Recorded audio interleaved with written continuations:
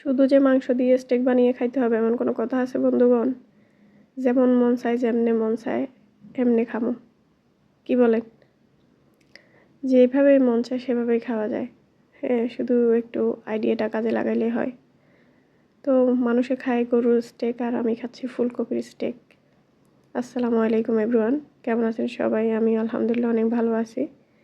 তো এখানে ফ্রিজে একটা ফুলকপি ছিল, ভাবলাম ফুলকপি দিয়ে স্টেক বানাই খাই, কেমন লাগে দেখি, এক্সপেরিমেন্টটা করে দেখি।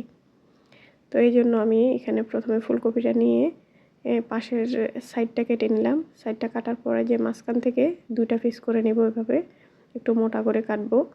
তো দেখতে এরকম হয়েছে। তো এখন এটা দুটাকে ভালো করে পরিষ্কার করে নিছি। আমি 2টা নিছি, কারণ বেশি নিলে যদি খাইতে না পারি, যদি মজা না লাগে তখন তো এগুলো অপচয় হবে। এই জন্য 2টা নিয়ে আগে ট্রাই করে দেখবো কেমন হয়। ভালো লাগলে ইনশাল্লাহ আবার বানিয়ে খাবো, অসুবিধা নাই।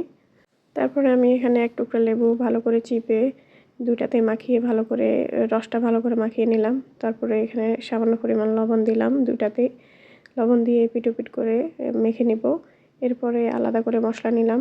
প্রথমে এখানে 1 চামচ হলুদ গুঁড়া, 2 চামচ মশলার গুঁড়া, তারপরে আধা চামচ টেস্টিং সল্ট আর 2 চামচ হচ্ছে মরিচ গুঁড়া, তারপরে সামান্য পরিমাণ সরিষার তেল দিয়ে মশলাটাকে মেখে তারপরে এই যে ফুলকপির স্টেকগুলোতে ভালো করে লাগিয়ে নেব। মনে হচ্ছে যেন গায়ে হলুদ করতেছি আমি, এরকম লাগতেছে। তো দেখতে সুন্দর লাগতেছে আর ভালো লাগতেছে এই কাজটা করতে। তারপর আমি অনেকক্ষণ পর্যন্ত এই মশলাগুলো ভালো করে এপিট করে ওই সব জায়গায় ভালো করে মিক্স করে নিলাম। এরপরে ঢাকনা দিয়ে প্রায় 15 মিনিটের মতো রেখে দিছি।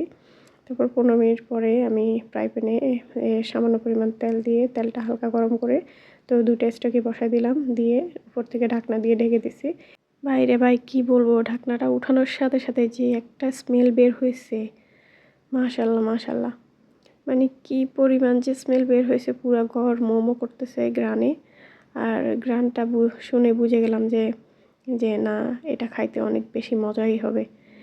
শুধু যে গরুর বা মাংসের গুলাই মজা হয় তা না, একবার এইভাবে ট্রাই করে দেখতে পারেন। তারপরে আমি এই যে ডেকোরেশনের জন্য পাতলা করে টমেটো কুচিয়ে দিয়ে দিছি উপর থেকে, দেখতেও সুন্দর লাগবে, খাইতেও মজা লাগবে। তারপরে স্প্রিং অনিয়ন দিয়ে দিলাম।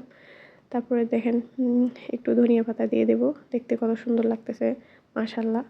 তারপরে যে আমি আগুনটা বন্ধ করে ঢাকনা দিয়ে ঢেকে দিলাম, তো এটা যাতে ভাপে আর একটু হয়ে যায়। তারপরে এই যে ভাত নিয়ে বসে গেলাম। মানে কি বলবো, এত বেশি মজা হয়েছে যে শুধু মাংস দিয়ে খাইতে হবে এমন তো কোনো কথা নাই, যেভাবে মন চায় সেভাবেই খাওয়া যায়। আপনারা এইভাবে ট্রাই করে দেখতে পারেন। তো আমার আজকের ভিডিওটা কেমন লাগলো, ভালো লাগলে অবশ্যই লাইক করে দেবেন। আল্লাহ হাফেজ।